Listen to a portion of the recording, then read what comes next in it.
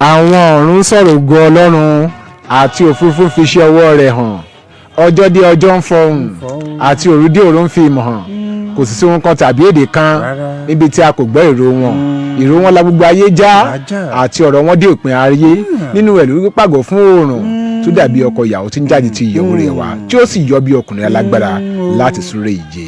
A dúpẹ́ lọ́wọ́ Ọlọ́run Olódùmarè, ipa ńlá tó borí ipá, agbára tó ju agbára lọ, ìrànlọ́wọ́ aláìlẹ́ nìkan, ọba tó ti wà káyé tó wà, èyí tí ó tún máa wà nígbà tí ayé kì í sí mọ́. A dúpẹ́ fún àánú yín tó wà lẹ́yìn wa, a dúpẹ́ fún oore ọ̀fẹ́ yín tó ń gbé wa ró, a gbéga fún àlàáfíà yín tó ń wà pẹ̀lú wa. A dúpẹ́ o, a dúpẹ́ pẹ́ òkun lọ́wọ́ Ọlọ́run Bàbá, Ọlọ́run Ọmọ, Ọlọ́run Ẹ̀mí Mímọ́, mẹ́ta nínú ọ̀kan, ọ̀kan nínú mẹ́ta, okùn oníkan mẹ́ta tí kò yá fàjà. Ọlọ́run Olódùmarè, ìbà rẹ o, ìbà akọ́dáyé, ìbà ṣẹ̀dá ọ̀run, ìbà Ọlọ́run tí kì í dojú tì ní. Pẹ̀lú ọ̀rọ̀ yìí náà là ń dúpẹ́ lọ́wọ́ Ọlọ́run fún oore ọ̀fẹ́ tó fi fún wa láti wá sórí àkọ́tun ètò Ohun Àwọn Kérúbù on FM lónìí lórí ìkànnì Sweet 107.1 FM ní òkè Tèmídire nílùú Abẹ́òkúta. A kí gbogbo wa káàbọ̀ sórí ètò yìí. A kí ọmọdé, a kí àgbà, a kí ọkùnrin, a kí obìnrin, a kí onílé, a kí àlejò, a kí gbogbo wa níbi tá a ti ń gbé wọn lọ́nà ọ̀gá ògo lẹ́nu wa nírọ̀lẹ́ yìí. A kí káàbọ̀ sórí ètò yìí o. A sì ń dúpẹ́ lọ gbogbo ẹ̀yin màmá àti bàbá tẹ́ ń tọwọ́ bọ ìṣúra yín pé kètò yìí kó ṣàmà tẹ̀síwájú. Ẹ̀yin ìjọ Ọlọ́run tẹ́ ń gbé polówó yín wá. Àdúpẹ́ ó fẹ́ mi. Bàbá àjọ bírè ìje mi tilẹ̀kùn, orí ọ̀fẹ́ rẹ̀ kò yí padà, bó ti wù kíjì náà le tó, ìdákóró mi kò mà níyẹ̀, mo dúró lé Kristi àpáta, ilẹ̀ mìíràn ìyanrìn ni. Ẹ káàbọ̀ lọ́sẹ̀ yìí sórí àkọ́tún ètò Ohun Àwọn Kérúbù, àwa ọmọ ẹgbẹ́ Ohun Àwọn Kérúbù lórí afẹ́fẹ́. Ẹ káàsán lọ́sẹ̀ yìí, ẹ káàbọ̀ sórí ètò yìí lẹ́ẹ̀kan sí. Olúwafẹ́mi Daniel lórúkọ tèmi, ó fẹ́ mi, ọmọ màmá Ṣẹ̀gàndógó, ọmọ ògo tuntun. Ẹ káàbọ̀ lọ́sẹ̀ yìí. Ó fẹ́ mi o. Bàbá àjọ jẹ́ mú ìròyìn tó wà lábala Centenary wá. Ó ṣe kókó. Abala Centenary CNS at 100. Apọ́gọ́rùn-ún. CNS at 100. Apọ́gọ́rùn-ún. Cherubim and Seraphim Church at 100. Centenary celebration. Ọjọ́ ìsinmi Sunday ọ̀túnla September 7 ní dinner night ní aago 4 ìrọ̀lẹ́ ní Federal Palace Hotel lẹ́kọ̀ọ́. Invitation la fi wọlé. Invitation la fi wọlé lọ́jọ́ Sunday. Invitation la fi wọlé. Gbogbo ọmọ Kérúbù àti Sẹ́ráfù la pè níbẹ̀ kí gbogbo wa kájọ wa yan Ọlọ́run lógo. CNS at 100 Centenary celebration grand finale. CNS at 100 Centenary celebration grand finale. Àṣekágbá rẹ̀ pátápátá. Ìtọ́wà yìí lọ́jọ́ Tuesday ọ̀sẹ̀ tá a fẹ́ mọ̀ yìí. Tuesday ọ̀sẹ̀ tá a fẹ́ mọ̀ yìí. Tuesday September 9 2025. Ṣé ti mú wáyé ní aago 10 òwúrọ̀. Seraphim Land kìlómítà 40 Lagos Ìbàdàn expressway Àṣeṣe bus stop Màbà Ogun State ni ó ti wáyé. Àwọn kan tiẹ̀ ti ń pè mí pé ṣé ti Tafawa Balewa Square ni. Rárá o, ó fẹ́ jọra wọn ni kò jọra wọn. Ọlọ́run ò ṣì wá lọ́nà ká má ṣìra wa lọ́nà o. Nínú ìṣọ̀kan lọ́lọ́run ń gbé, nínú ìrẹ́pọ̀ lọ́lọ́run ń gbé. Torí pé ọ̀rọ̀ Ọlọ́run sọ wípé ó dàbí òróró ìkúnra iyebíye tí ń ṣàn látòrí Áárónì dé èrùngbọ̀n rẹ̀. Ó ní bí ìrì amọ́nì tí ó ń ṣàn lórí òkè Síónì. Ó ní torí pé níbẹ̀ ni Olúwa gbé pàṣẹ ìbùkún àti ìyè láéláé. Ó tún wá sọ, Jésù tún wá sọ wípé kí wọn kí ó lè jẹ́ ọ̀kan bí èmi àti bàbá mi ti ń bẹ lọ́run ti jẹ́ ọ̀kan. So ti Tafawa Balewa Square kọ́ o. Seraphim Land. Seraphim Land. Ìlú tá a tẹ̀dó sórí òkè tí kò lè farasin. Òkúta táwọn òmọ̀lé kọ̀ sílẹ̀ tó di pàtàkì igunlé. Seraphim Land. Kìlómítà 40 Lagos Ìbàdàn expressway Àṣeṣe bus stop Màbà Ogun State ní CNS at 100 Centenary celebration grand finale. Ayẹyẹ yóò ti wáyé níbi tí gbogbo wa yóò ti jùmọ̀ dúpẹ́ lọ́wọ́ Ọlọ́run pé Ọlọ́run fún wa ní orí ọ̀fẹ́. Ìjọ Kérúbù àti Sẹ́ráfù ní gbogbo àgbáyé àpè ọgọ́rùn-ún ní ọjọ́ Tuesday ọ̀sẹ̀ tí a fẹ́ mú yìí. Tuesday September 9 2025. Ẹ̀jẹ̀ gbàgbé ló ń bẹ̀ náà. Ajínrere Michael Adébọ̀wálé Adéoyè ọmọ babaládùúrà ní Kọ̀tún bàbá ìjọ lórí rédíò ohun ẹni tí ń kígbe ní ìjọ ayé ẹ̀tún ọ̀nà Olúwaṣe. Ẹ kú àtàárọ̀, ẹ káàbọ̀ sórí ètò tòní.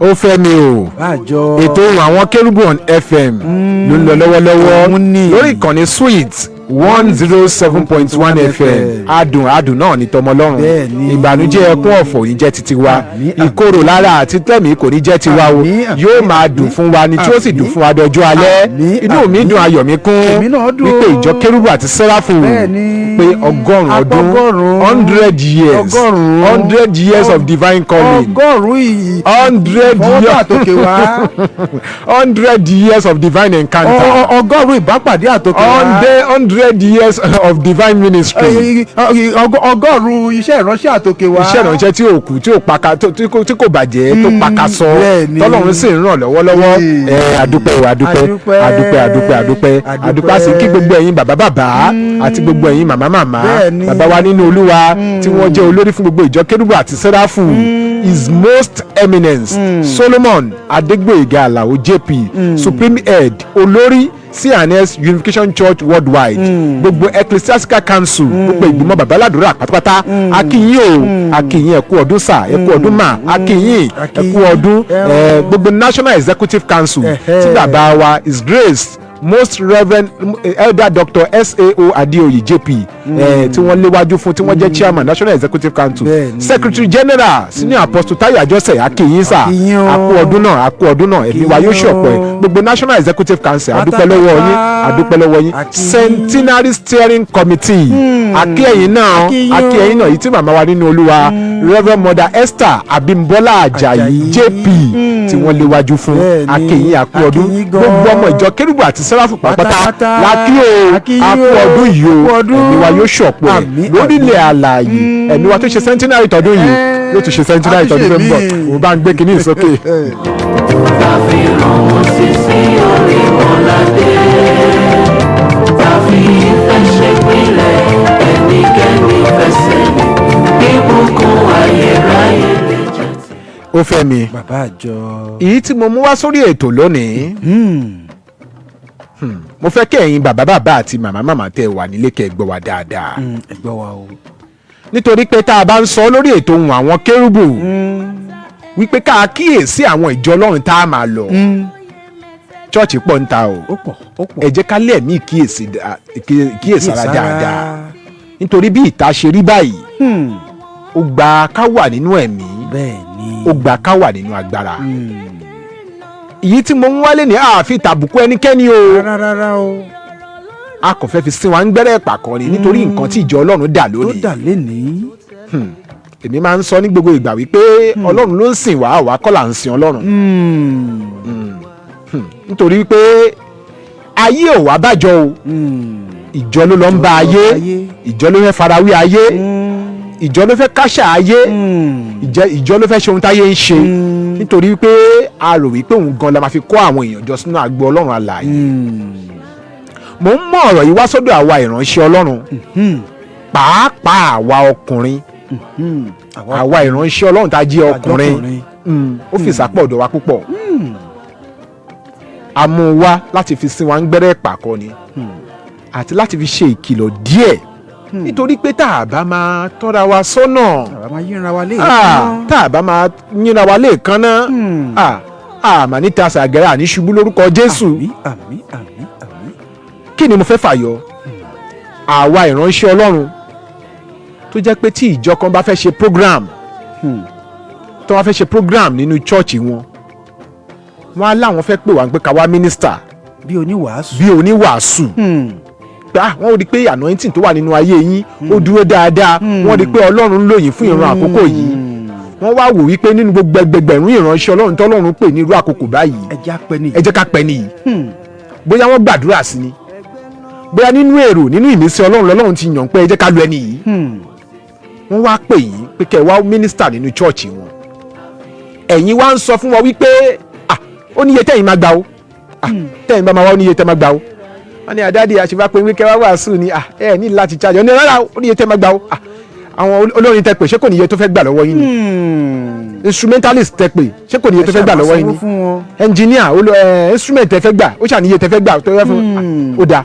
ẹ tiẹ̀ tí wàá sọ bẹ́ẹ̀ ẹ sọ bẹ́ẹ̀ wípé ẹ fẹ́ gbowó kẹ́ tó wá mínísítà ní ìjọ tó wá sọ̀rọ̀ Ọlọ́run. anointing yín náà rí o ògo Ọlọ́run nínú ayé yín náà rí ọlá Ọlọ́run nínú ayé yín náà rí ìpè yín tó ń fọhùn ìpè Ọlọ́run alààyè tó ń fọhùn nínú ayé yín náà rí tó fi pinnu pé àwọn fẹ́ pè yín. wọ́n fẹ́ pè yín kẹ́yìn náà wá yàn ó da ẹ wá sọ pé ẹ máa gbowó ó kẹ́ ẹ sọ pé ẹ fẹ́ gba 100,000 wọ́n wá send 50,000 sí yín wọ́n send 50,000 naira sí yín ẹ̀dìyẹn mú. ẹ tún wá ẹ gbowó yẹn sọ́wọ́ o ẹ tún wá lọ program yẹn ẹ lọ program yẹn nìyẹn ẹ tún wá dá owó padà wọ́n máa ní dáàdi adé I expect yín gbà tó máa fi pè gbà tó dijọ́ program nọ́mbà yín switch off call ended not reachable oríṣiríṣi òyìnbó ni nọ́mbà yín ń sọ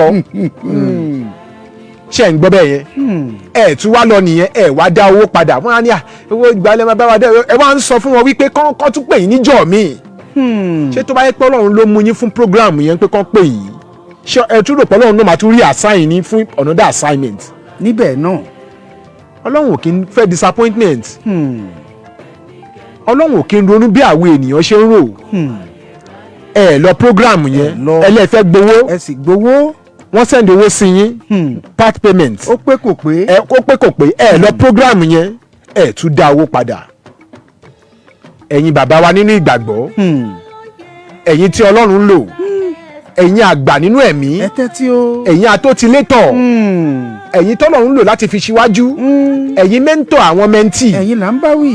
ẹ̀yin bàbá ẹ pè àwọn ọ̀dọ́ tó ń wọnú iṣẹ́ ìránṣẹ́ ẹ pè wọ́n sí rònú o ètò Ohun Àwọn Kérúbù ń sọ báyìí o nítorí pé ńgbà tó bá yẹ tá a bá máa sọ kó má dà wọ́n tàbùkù mi àwọn ìránṣẹ́ Ọlọ́run mi wà nílùú ìtọ́pẹ́ kì í ṣe lákọ̀ọ́kọ́ kì í ṣe lẹ́ẹ̀kejì kì í ṣe lẹ́ẹ̀kẹta tàdé ń wúrú ìwà báyìí a máa insist wípé tó bá ti pè wá sí program yẹn àfikún sanwó kẹ́ tó lè gorí pulpit wọ́n á tún sanwó ẹ̀ tún ní lọ wọ́n á tún sanwó ẹ̀ ní lọ program yẹn ẹ̀ dẹ̀ tún ní dá owó wọn padà kò dá o. bàbá àjọ ṣé kìí ṣe pé wọ́n ti lọ máa jọ lórí ẹ̀. ṣọ́ra rẹ ọ̀rọ̀ bá ṣe rú ẹ̀ láàrin oṣù kan ṣe ọmọ iye tí yẹn máa ń ṣọ́ra rẹ ọ̀rọ̀ àwọn ìránṣẹ́ náà là ń sọ bíbélì sọ pé ká má ṣe bú alàgbà ká gbé alàgbà nímọ̀ ọ̀nà ẹ̀ṣẹ̀. má ṣe bá alàgbà wí ṣùgbọ́n gbà á níyànjú. kò dá o kò dá o irú ìwà bẹ́ẹ̀ ń dojú ti ìpè irú ìwà bẹ́ẹ̀ ń ba ìpè jẹ́ irú ẹ̀yin ìránṣẹ́ Ọlọ́run tẹ̀ ń wúrú ìwà ilé ẹ̀ kì í jẹ́ kán lè trust àwọn ìránṣẹ́ Ọlọ́run mọ́ nínú ìjọ Ọlọ́run lẹ́yìn ẹ jẹ́ ká ṣàtúnṣe o ẹ̀yin bàbá nínú ìgbàgbọ́ òun la ṣe ń kàn sẹ́yìn bàbá tẹ́ wà ní Christian Association of Nigeria CAN Christian Association of Nigeria CAN ẹ̀yin bàbá wa tẹ́ wà ní C&S Unification Church ẹ dìde o ẹ dìde sọ̀rọ̀ eléyìí ò dáa o kò dára kò bójúmu ẹ̀yin bàbá wa tẹ́ wà ní Organization of African Instituted Churches OAIC ẹ dìde gbogbo àwọn ọ̀dọ́ I had a call tó ń dìde ń sìn ohun tí wọ́n ń ṣe níta ò bójúmu o ó burú jáì ó ti ń tàbùkù bá ìpè o ẹ̀yin bàbá wa tẹ́ wà ní PFN Pentecostal Fellowship of Nigeria ẹ bá wa ṣiṣẹ́ o ẹja ṣiṣẹ́ lé lórí o eléyìí ò bójúmu tó ó tàbùkù tẹ bá lẹ́ẹ̀ fẹ́ lọ mínísítà ní chọ́ọ̀chì kan ẹ̀ ń sísè pé àfikún fún yín lówó àfikẹ́ gba white envelope àbí nínú 100,000 tẹjọ agree sí wọ́n send 50,000 sí ẹ ní lọ program yẹn ẹ fi yẹn ṣòwò mọ́tò ló ń jẹ́ bẹ́ẹ̀ ẹ ní lọ program yẹn o wákọ̀ ẹ ní lọ ẹ dẹ̀ tún ní dá owó wọn padà kò dáa ìyẹn jẹ́ àkọ́kọ́ tí mo mú wá nípa ọ̀rọ̀ àwọn ìránṣẹ́ Ọlọ́run àkókò yìí bó bá ń gbé sókè. ẹnikẹ́ni tó tẹ̀lé ọ̀rọ̀ iyebíye rẹ̀ yóò ní ipò kíkún lágbára Olúwa. My Lord is great. My Lord is great. ètò ìdánimọ̀ àti ìpèsè ẹ̀bùn tó jọjú fún àwọn ọgọ́rùn-ún akọni sẹ́ráfù lọ́kùnrin àti lóbìnrin yálà tó wà láyé tàbí tó ti fi idà lélẹ̀ fún akitiyan wọn. àṣekágbá gbogbo àṣeyẹ ọgọ́rùn-ún ọdún yóò wáyé lọ́jọ́ kẹsàn-án oṣù kẹsàn-án ọdún yìí ní ibùjókòó àpapọ̀ ìjọ kérúbù àti sẹ́ráfù gbogbo àgbáyé tó wà ní ojú ọ̀nà márosẹ̀ ti Èkó sí Ìbàdàn ní ibùsọ̀ 40 nílùú Màbà ti ìpínlẹ̀ Ògùn. olùkéde ìgbìmọ̀ ayẹyẹ ọgọ́rùn-ún ọdún ti ìjọ kérúbù àti sẹ́ráfù. Kérúbù ẹ̀yọ̀. Kérúbù ẹ̀yọ̀, Séráfù yọ̀. Tí wọ́n kọ́ pẹ́. Àjọ̀dún wọn ọgọ́rùn-ún ọdún tí máa yọ̀dẹ̀ o. ẹ yẹra ọdún wò. ẹ yẹra ọdún wò àwa Séráfù.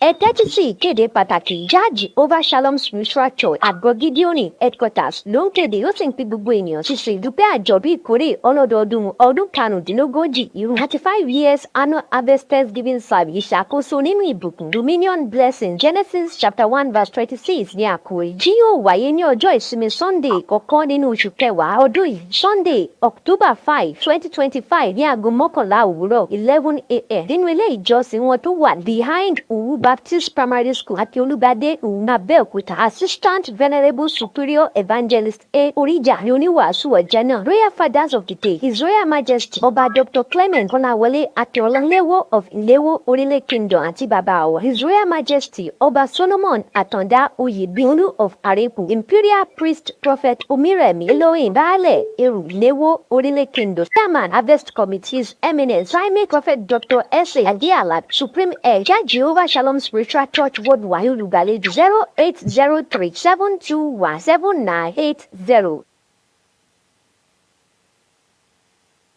ẹ wá wọ̀rẹ́ t'Olùgbàlà ṣe ó gbà wá kúrò lóko ẹrù ẹ̀ṣẹ̀.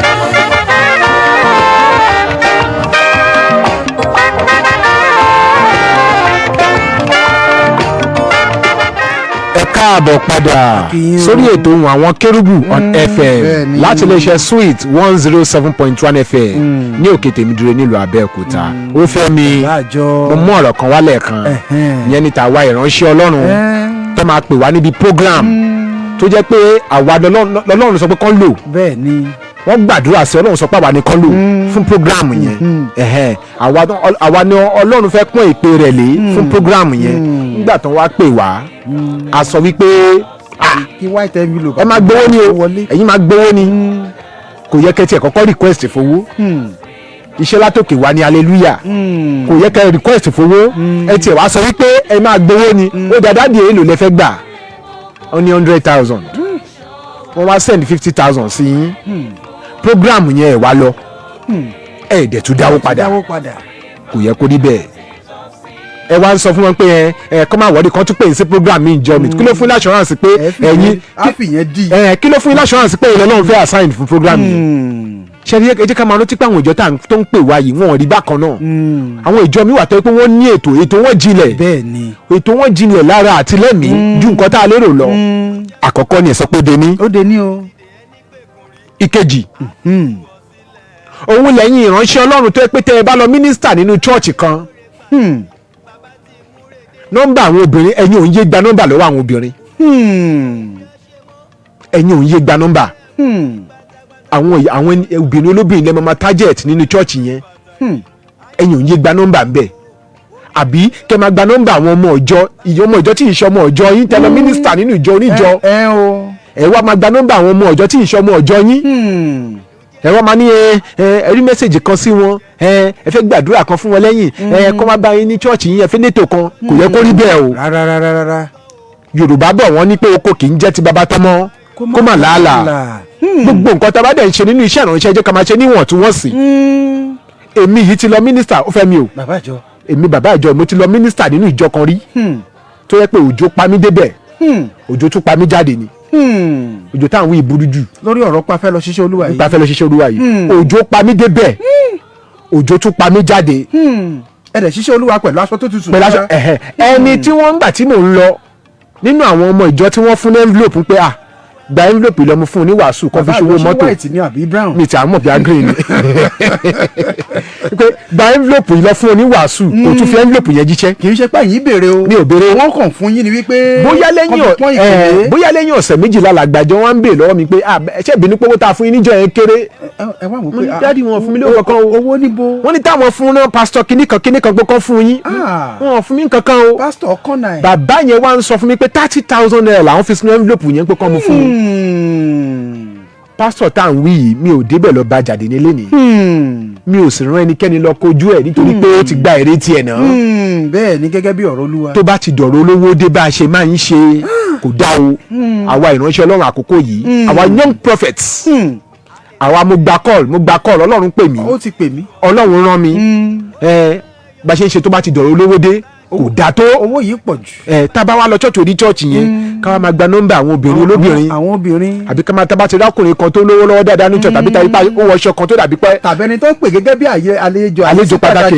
àbí ẹni pàṣọ yẹn aṣọ tó wọ̀ yẹn ó dà ń pàṣọ eléyìí ẹ̀gẹ́dùn ó dà ń pé ju eléyìí tutù díẹ̀ ó dà ń pé eléyìí lu àwọn nǹkan ẹ máa fọgbọ́n gba nọ́mbà wọn kò dá o ètò ohun àwọn Kerubu on FM ló lọ lọ́wọ́lọ́wọ́ bóyá yín náà fẹ́ dá sọ̀rọ̀ tó ń lọ lọ́wọ́ yìí yóò ṣẹlẹ̀ sí yín rí bóyá nírú ìrírí bẹ́ẹ̀ bóyá ṣàkíyèsí irú ẹ̀ ní àǹfààní láti pè wọlé sórí ètò yìí 0707 316 0403 0707 316 0403. ẹ tún lè pè sórí ẹ̀rọ ìbánisọ̀rọ̀ 0812 411 3677 0812 411. hello. hello sir. ẹ kúrọ̀lẹ́ sà. ẹ kúrọ̀lẹ́ o. ẹ káàbọ̀ sórí ètò bàbá wa. ẹ sà. kí lorúkọ yín àti bọ́lẹ̀ tí ń pè wọlé. Olúwaṣeun láti Rwanda ní sà. ẹ káàbọ̀ sórí ètò bàbá wa Olúwaṣeun. ẹ sà. kódà mo fi ní gbóyún ní ayọ̀ mi kún ilé ṣe ń gbọ́ òun yín. bí mo dẹ̀ ṣe ń gbọ́ bẹ́ẹ̀ ṣe ń sọ kódà mi ò lè mọ́ra dúró tàbí pé mo ti ń pè lábẹ́ kan tó fẹ́ pè wọlé. bẹ́ẹ̀ni. torí pé iṣẹ́ ìrànṣẹ́ mi lè ṣe lọ́wọ́. iṣẹ́ ìrànṣẹ́ yẹn jẹ́ iṣẹ́ tó le púpọ̀. ní ìgbà tí Ọlọ́run pè mí sí iṣẹ́ yìí ó ní kí n lọ pe àwọn wòlíì kí n sọ fún wọn pé wọ́n ti kú òun iṣẹ́ ìrànṣẹ́ tàwọn. ọ̀pọ̀lọpọ̀ ń fẹ́ra wọn ọ̀pọ̀lọpọ̀ ń pera wọn wọ́n ṣe tí ẹ̀ka máa ṣe wọ́n fẹ́ bà iṣẹ́ kìrìsìtẹ́nì jẹ́ ìrìn àjò kìrìsìtẹ́nì kì í ṣe torí owó kì í ṣe torí ọlà nítorí pé a fẹ́ sọ ní ayé di ọ̀run rere ni a fẹ́ kí gbogbo ènìyàn kan ní ọ̀run gbà nítorí pé a pe àwọn ọmọ Ọlọ́run láti wá sí ìjọba Ọlọ́run ni a ò ti fún gàrí ráìsì àti máímáí gbogbo sáàlẹ́lì ayé asán lórí asán pátápátá.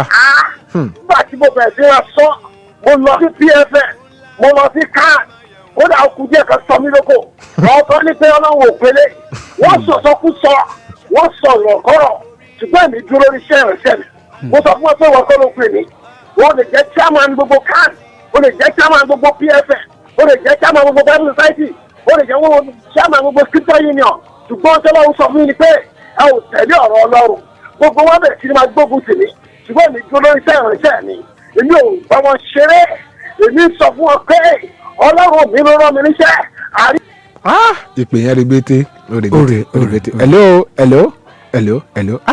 bàbá wa tí wọ́n pè wọ́n ẹ ṣeun púpọ̀ ń pè wá pẹ̀lú wa lórí ètò yìí ẹ ṣeun púpọ̀ ọ̀rọ̀ yìí lágbára ó balẹ̀ ó ta ṣàràṣàrà. 0707 316 0403 0707 316 0403 ẹ̀yin tẹ́ bá wà ń bẹ̀ hello ìpè yẹn ojú òpó yẹn ń ṣe báyìí. ẹ kúrò lẹ́sà kí lórúkọ yín sà àti bọ́lẹ́tì àmì sà. Aṣọ David ló pè láti ìlú Abẹ́òkúta. ẹ káàbọ̀ sórí ètò bàbá wa. ẹgbẹ́ yín bàbá ǹjẹ́ ó rọrùn fún Ọlọ́run láti jẹ́ pé kó sọ pé òun pe ẹnìkan láì ní iṣẹ́. Olúwa pè mí wọn ò níṣẹ́ kankan. Olúwa pè mí wọ́n máa ń rọ pàpà kiri àwọn tó dẹ̀ jẹ́ olórí náà kan tún dìde wípé kí wọ́n ránṣẹ́ ìrànṣẹ́ lọ́wọ́ gbogbo ẹ̀dí bá fo ọ̀sẹ̀ àti kátàkátà ò ní dé. Ṣébí Jésù ṣe ṣe é rè? Ẹ wo bí wọ́n bá lọ báyìí ń ṣe o. Báwo ni ìrànṣẹ́ Ọlọ́run ṣe fẹ́ kọjá lọ sínú ìjọ kan kó o débẹ̀ kó o jíṣẹ́ tó Ọlọ́run rẹ kó o dẹ̀ ra máa bọ̀ apá akẹgbẹ́jọ nítorí ká bá dàgbà. Mo ti pè gbà nígbà kan pé wọ́n pè mí nígbà kan pé kí ni mo ní ẹ dúró. Olúwa ní kí n wá ṣẹgbẹ́ ní tó ní kí n wàásù ló ní wàásù. Ṣùgbọ́n lónìí yìí ẹ wo gbogbo ohun tó ń ṣẹlẹ̀ báyìí o lámòjútó ṣé kàn náà ṣé ìṣòwò ni wọ́n ń kó jọ esn ṣé òṣòwò ni wọ́n ń kó jọ ṣé àpolongo yìí rere gbogbo ìjọ ló ti dákú rẹtẹ̀ ẹ já jáwọ́ náà àpọ̀n tí ó yọ ká tẹ̀lé Jésù ká tẹ̀síwájú ló dáa fún yín ẹ ṣé bàbá. àmì ẹ ṣe púpọ̀ bàbá ẹ ṣe púpọ̀ bàbá ọ̀rọ̀ òun lágbára díẹ̀ ó lágbára púpọ̀ ó lágbára púpọ̀ wọ́n bá ń gbé kíní ìsókè bá ń gbé sókè ká gbọ́dọ̀. ó lè gbogbo Jésù ló ṣọ́ wa ọpẹ́ ní fún Olúwa lókè. My Lord is great. My Lord is great. ètò ìdánimọ̀ àti ìpèsè ẹ̀bùn tó jọjú fún àwọn ọgọ́rùn-ún akọni sẹ́ráfù lọ́kùnrin àti lóbìnrin yálà tó wà láyé tàbí tó ti fi idà lélẹ̀ fún akitiyan wọn. àṣekágbá gbogbo àṣeyẹ ọgọ́rùn-ún ọdún yóò wáyé lọ́jọ́ kẹsàn-án oṣù kẹsàn-án ọdún yìí ní ibùjókòó àpapọ̀ ìjọ kérúbù àti sẹ́ráfù gbogbo àgbáyé tó wà ní ojú ọ̀nà márosẹ̀ ti Èkó sí Ìbàdàn ní ibùsọ̀ 40 nílùú Màbà ti ìpínlẹ̀ Ògùn. olùkéde ìgbìmọ̀ ayẹyẹ ọgọ́rùn-ún ọdún ti ìjọ kérúbù àti sẹ́ráfù. Kerubu ẹyọ. Kerubu ẹyọ, Sẹ́ráfù yọ̀. Tí wọ́n kọ́ pẹ́. Ẹ tẹ́tí sí ìkéde pàtàkì Jáàjì Over Shalom Spiritual Church Advt Gideoni Headquarters ló ń kéde ó sì ń pe gbogbo ènìyàn ṣíṣe ìdúpẹ́ àjọ̀dún ìkórè ọlọ́dọọdún ọdún karùndínlógójì irú 35 years annual harvest thanksgiving service ìṣàkóso nínú ìbùkún Dominion Blessing Genesis chapter 1 verse 26 ní àkòrí jí yóò wáyé ní ọjọ́ ìsinmi Sunday kọ̀ọ̀kan nínú oṣù kẹwàá ọdún yìí Sunday October 5 2025 ní aago 11 òwúrọ̀ 11 a.m. nínú ilé ìjọsìn wọn tó wà behind Uwu Baptist Primary School àti Olúbadé Òun Abẹ́òkúta Assistant Venerable Superior Evangelist A. Oríjà ní oníwàásù ọ̀jẹ̀ náà Royal Fathers of the Day His Royal Majesty Ọba Dr. Clement Kọ́láwọlé Akínọlá Iléwó of Iléwó Orílẹ̀ Kingdom àti bàbá àwọ̀ His Royal Majesty Ọba Solomon Àtàndá Oyèbíolú of Arepu Imperial Priest Prophet Omírẹ̀mí Elohim Baálẹ̀ Eru Iléwó Orílẹ̀ Kingdom Chairman Harvest Committees Eminence Primate Prophet Dr. S.A. Adéàlá Supreme Head Jáàjì Over Shalom Spiritual Church Worldwide olùgbàlejò 08037217980. On the captains of sea.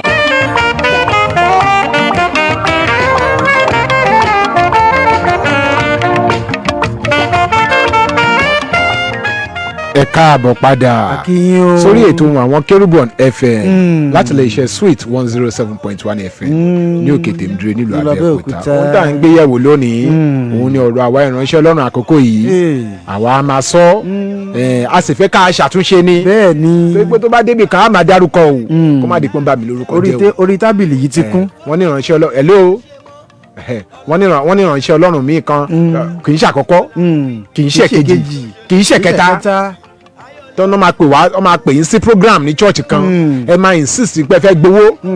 wọ́n á tún wá sí owó náà sí yín tó. wọ́n á tún tún wá ní lọ program yẹn. tí wọ́n á ní dówó padà. ní lọ jẹ́ ní dówó padà. tó bá wá ń bí yẹn máa sọ fún wọn wípé kọ́ fi sí program mi tó bá máa ṣe kò dáa kò yẹ kó rí bẹ́ẹ̀. kí ló fún wọn l'assurance pé tó bá fún wọn sí program mi wọ́n tún máa lọ.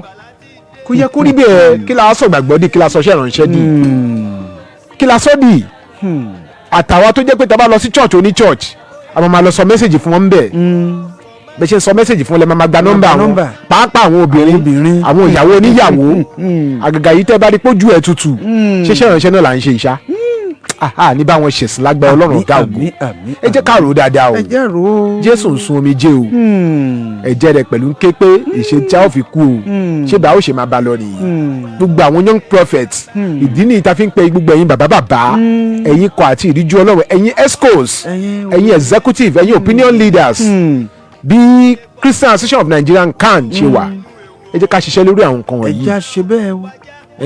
tá bá gbé sẹ́mínà kalẹ̀ tá gbé workshop kalẹ̀ tá sọ wípé church kankan ó da ìròyìn Ọlọ́run tó wọ́ọ̀tì 15 ní church kankan kọ́ wá jókòó kọ́ wá kẹ́kọ̀ọ́ ṣó pọ̀ jù ni àfòyè jíjẹ iná ni grand patron kíkọ́ dẹ̀ ni mímọ̀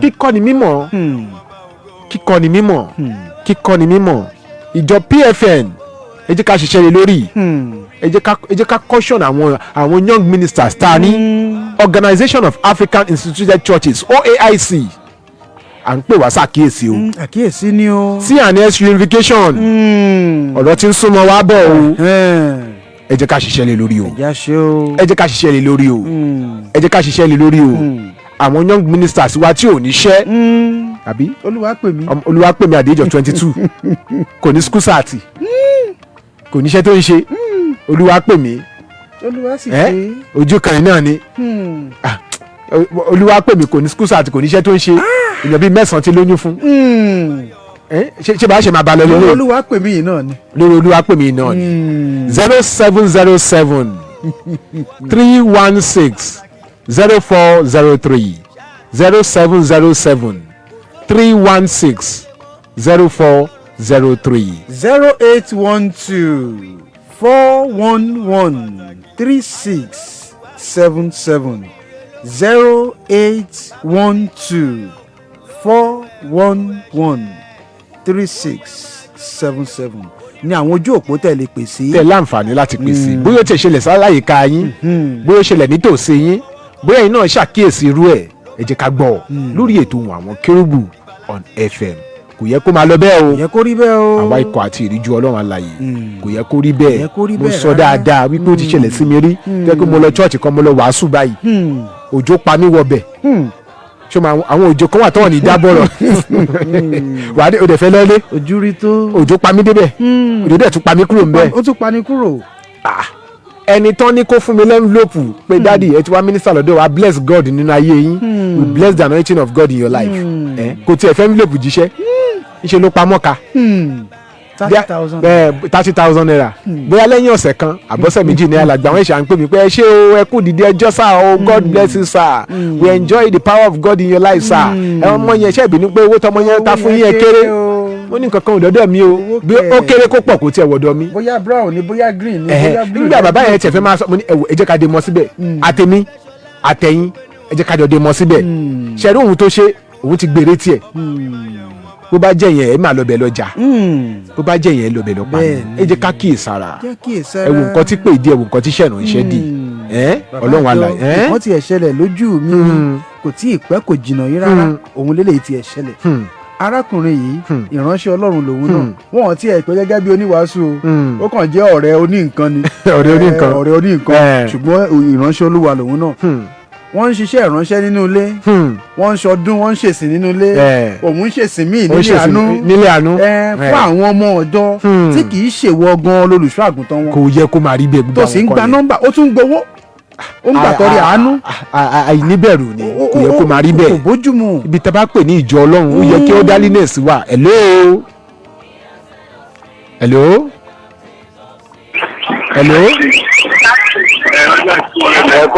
ẹ káàbọ̀ sà ẹ káàbọ̀ sórí ètò bàbá wa. Èlìjà Àkùkọ ló sọ̀rọ̀ àti sọ. ẹ káàbọ̀ sórí ètò alàgbà Èlìjà Àkùkọ. Ẹ kú ètò. yes sir bàbá wa. Olùwàsàgbára dọ̀tun. àmín. Bẹ́ẹ̀ ṣe ń bá wa sọ iná Ọlọ́run jẹ́ ọgbọ́ o. àmín. Ọlọ́run máa fún yín ṣe o bí ọ̀sẹ̀ bá jẹ́ tábà ń tẹ́ bá ń bá wa sọ gbogbo ìgbà bí wọ́n á gbọ́ o. Ọlọ́run ló máa bá wa gbọ́. Ọlọ́run ló máa bá gbogbo wa sọ. Ó lágbára iṣẹ́ ìránṣẹ́ ayé àkókò yìí Christianity of nowadays ministers of nowadays ministers of God of nowadays anointing of God of nowadays ẹ jẹ́ ká ṣiṣẹ́ ẹ jẹ́ ká ronú ṣe láwọn ẹlòmíì tó o bá dijú láyé yìí tó o bá lajú sọ̀hún yẹn wàá máa rojọ́ gan wàá rojọ́ gan wàá rojọ́ gan ẹ wò wàá rojọ́ ẹ wò bá ń gbé kíní bá ń gbé sókè ń bẹ yẹn bá ń gbé sókè. kò fóun ayé lè fi ọ́ ṣe mọ́ Ọlọ́run ti gbé ẹ̀bùn ní pátápátá ìwọ là ń wí ẹni tó ṣe lóore pàtàkì. My Lord is great. My Lord is great. Ètò ìdánimọ̀ àti ìpèsè ẹ̀bùn tó jọjú fún àwọn ọgọ́rùn-ún akọni sẹ́ráfù lọ́kùnrin àti lóbìnrin yálà tó wà láyé tàbí tó ti fi idà lélẹ̀ fún akitiyan wọn. Àṣekágbá gbogbo àṣeyẹ ọgọ́rùn-ún ọdún yóò wáyé lọ́jọ́ kẹsàn-án oṣù kẹsàn-án ọdún yìí ní ibùjókòó àpapọ̀ ìjọ Kérúbù àti sẹ́ráfù gbogbo àgbáyé tó wà ní ojú ọ̀nà márosẹ̀ ti Èkó sí Ìbàdàn ní ibùsọ̀ 40 nílùú Màbà ti ìpínlẹ̀ Ògùn. Olùkéde ìgbìmọ̀ ayẹyẹ ọgọ́rùn-ún ọdún ti ìjọ Kérúbù àti sẹ́ráfù. Kérúbù ẹ̀yọ̀ Kérúbù ẹ̀yọ̀ sẹ́ráfù yọ̀. tí wọ́n kọ́ pẹ́. Ayọ̀ ló kù wá kó oríire ló kù wá kó bàbá tí kó ẹyọ ló kó ẹrú ẹ̀ṣẹ̀.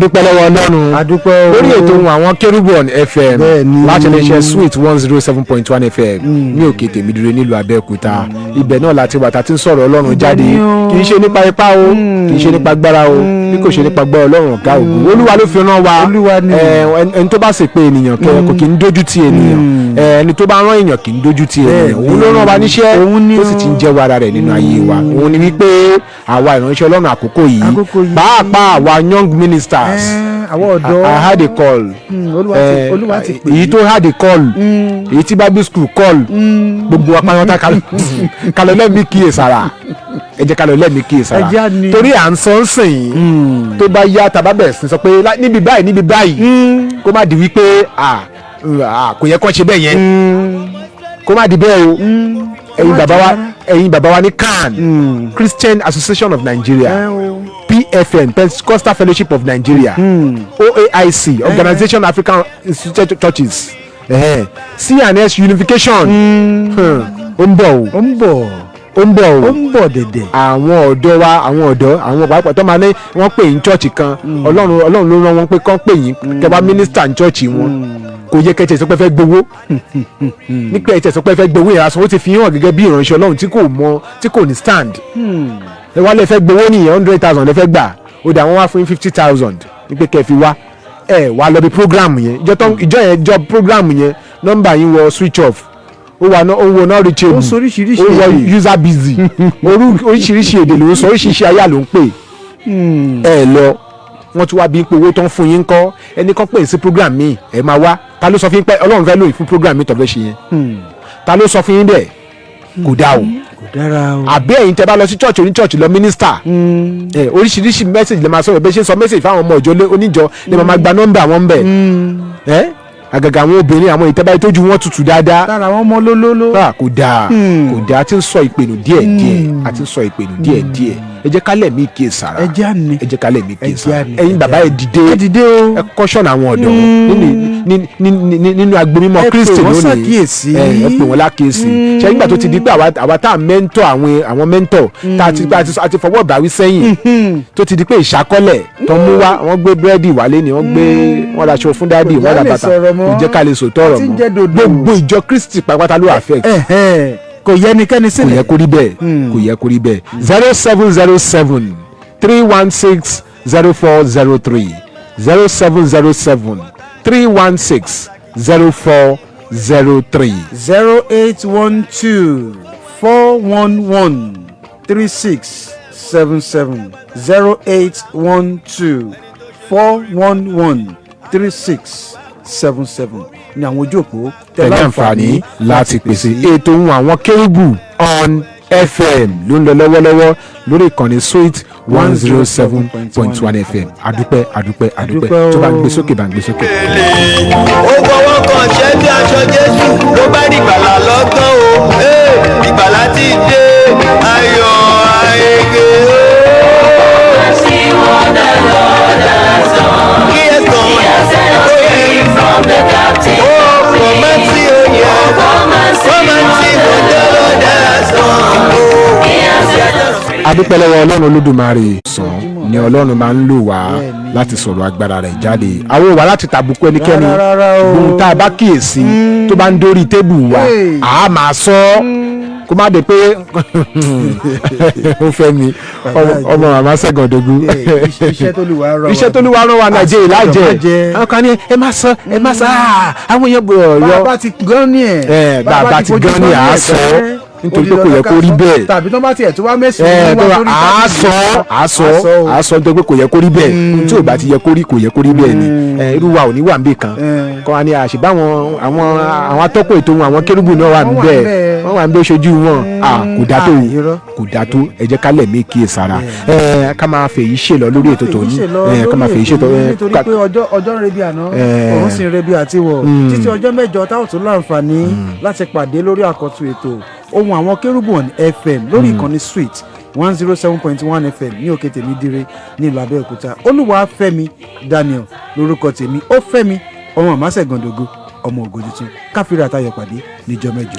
ká tó kémi tó kéńké sọ fún tẹ bá ní nǹkan tàbí òun mẹ́tẹ̀ẹ́fẹ́ bá tọ́kùn ètò Ohun Àwọn Kérúbù on FM sọ ní àǹfààní láti pè ní sórí nọ́mbà yìí